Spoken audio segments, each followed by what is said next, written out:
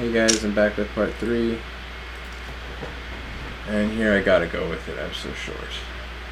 This guy could have a lot of hands.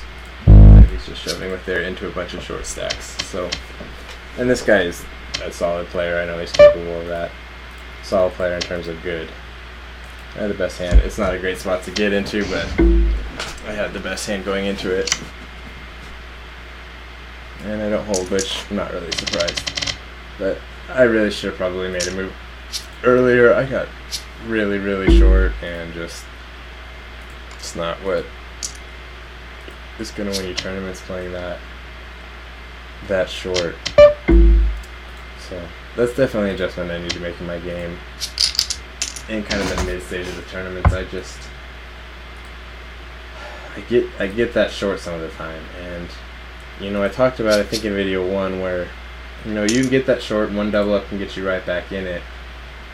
So you don't want to get too impatient when you're getting short, which I think is a good concept, and it kind of contradicts what I've been saying this video, but you can't get too impatient. And a lot of times I get in situations like that, and I double myself right back into the tournament with just 1 or 2 hands, although not quite as short as I was in that one. I'm just going to call and try to hit something. This early in the tournament, I feel like that's the better way to play instead of trying to really ramp it up and try to hope you hit it in an aggressive pot. But yeah, so falling into that short stack, that's something every poker player has to deal with and figure out their own strategy how to avoid.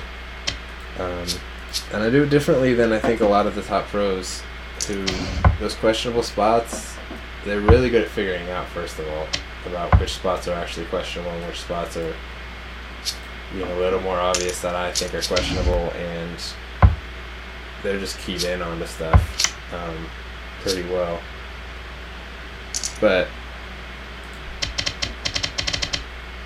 every poker player has to find a strategy to fight it off, and I think I just wait a little bit too long, because you can't throw away all your value by just blasting your chips away when you still have a chance to wait for a spot where you're not a 70-30 dog, and the double up will get you right back in the tournament when you have a good spot to double up. But kind of blabbing on about the same thing, but you understand what I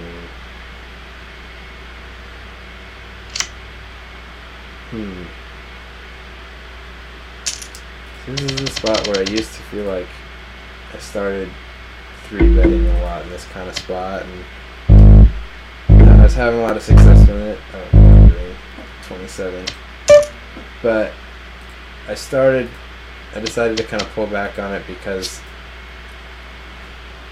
I wasn't super successful, or I was getting into trouble doing it a little too much, I think, and I was getting foggy about what to do when someone fights back against me again, or the pot continues. And I was doing better with following through with the aggression before, and I was clear-headed about where I was at the whole time, and that started going away for some reason. I'm not exactly sure why, but I started getting a little bit more muddled with when I really should be aggressive, when I really should pull back, how to follow through with my 3-bets correctly, and how the board texture affects how I should follow through on the flop with my 3-bet, and that was a lot more clear to me a while ago. And probably part of it is taking time off of the game and not playing quite as much, and really I haven't been studying the game as much.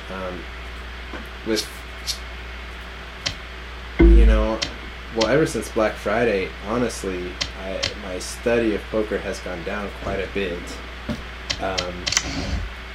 Just because I don't have the same resources I used to have, and I've just been folding forever in this tournament. I keep doing it. Some of the resources I used to use just haven't been there for me. I used to have a study group, kind of poker group, that I would visit with weekly, and we'd go over somebody's tournament and talk about it and discuss strategy. And that really helped a lot, and I got some real good insight on some really good players. And you know, ever since Black Friday, we haven't done that because a lot of them stopped playing all that much, and so it's been harder to keep up my study. And I think I started ramping up the aggression right after Black Friday, which was good, but I've gotten far away from my study of the game a little bit. I haven't been doing nearly as much of it, and you know, I took a little break from the game. I guess I wasn't playing it nearly as consistently, and I think I got a little wiped out from my trip to Vegas. And sorry about that. That was my phone.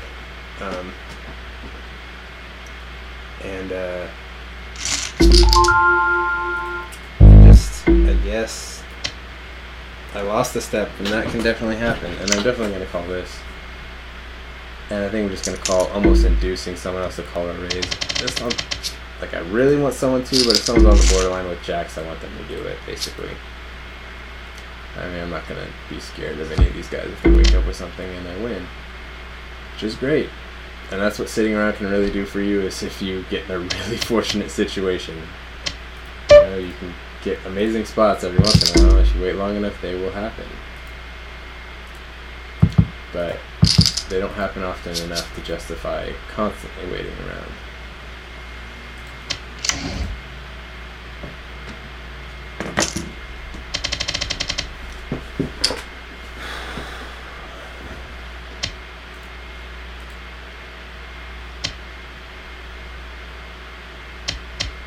So this new tournament here, I guess I haven't talked about, it's just a $30 turbo on Bodog. I've actually been getting hammered on Bodog recently. Other than that tournament, I got to the final table in, as you saw in part 1, which I am no longer in. Other than that, I kind of getting hammered on Bodog, which has been actually a very frustrating sight for me the last year. I've been kind of breaking even on it for a long time.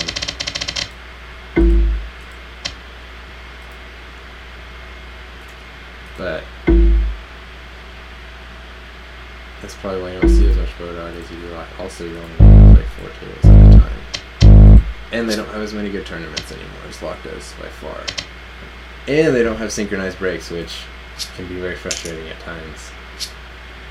I almost completely stopped playing on Bodog before Black Friday because I just couldn't handle not having the synchronized breaks back then and playing a bunch of tournaments. So I could raise that one. It's, again, one of those borderline spots where I just decide to back out. And I'm not really short here, but it's the same kind of principle where when I'm starting to get short, I'll still back out of those borderline spots and just take the easy, safe road. I'm going all in here. I just feel like it's the best play. Him waking up with a hand that's killing mine is pretty unlikely. And I just feel like there's a lot of value in shoving there.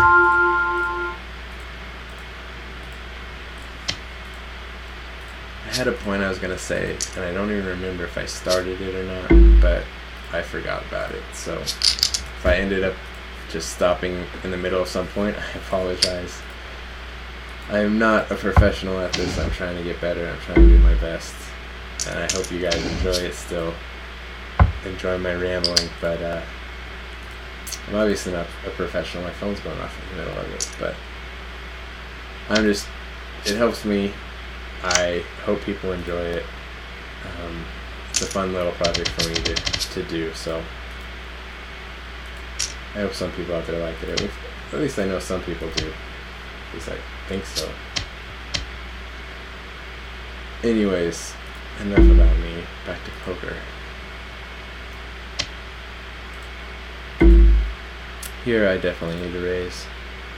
Question is how much. I'm gonna make a pretty big raise. I do have the button, but ace queen is a hand if I don't see a flop with, I'm not upset. You know, I'm okay just taking this pot down after limp. I like both these pots with ace queen. I really like seeing a flop after I flop a really good hand, because then the hand becomes really strong. and he's betting into me. Now the only card I'm really all that afraid of is a king. If he has a straight draw, good for him. If he has a flush draw, pretty much good for him. I feel like he's going with it anyways. I could probably get him off of it, I guess, but I'm not going to be too concerned. I'm just going to call and hope I get him to barrel off on the turn. That was not a good card, but I'm still hoping he barrels off. Got a set.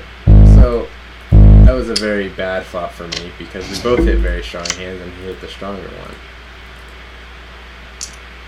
So, too bad. I was talking so confident and I lost. I didn't think he would fire into me with a hand that strong. I really thought I had the best hand. But I guess he didn't play it badly. I don't think he played it optimally. But again, you know, optimally is not what you're not supposed to play optimally every hand or you'll get exploited. Well, I guess that's what playing optimally is so you don't get exploited, but I guess you're not supposed to always play the same way every time or you'll get exploited. So the way he played it wasn't bad. I don't know if that's how he normally plays those kind of spots or not. But he got fortunate that I had a really strong hand. His first bet seemed like he had a medium strength hand, you know, like maybe another queen or a pair that didn't hit a set and a lot of draws like I was afraid of. Really kind of what I was hoping was he had one of those kind of hands and was going to reluctantly, I can't do anything with this unfortunately, he was going to basically barrel off on the turn with either, you know, an ace and ace jack and try to kind of bluff me off, or some sort of draw, try to bluff me off on the turn. I might have thought about it a little bit too simply and didn't think about all the options of what he was doing, but I really don't think I played that badly. I don't think I can really get away from top right there when I'm playing it that way in those stacks. I don't know how I'm going to get away from that right there. So, well, I'll probably try to play these two hands and hopefully they'll end by the time my video's up. I kind of doubt they will. Well, depends what happens.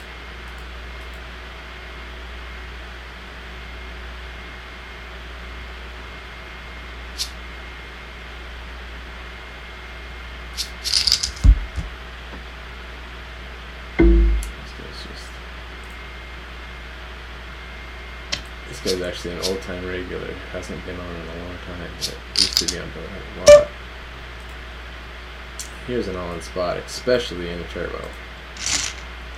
Can't sit around as much in a turbo. And I got a great spot. Wow. King 4. Not so great anymore. Hey! A little better.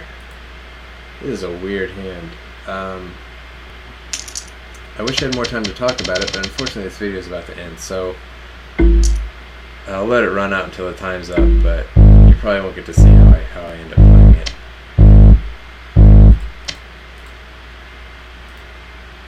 I'm going to bet out here, kind of just see where I'm at a little bit.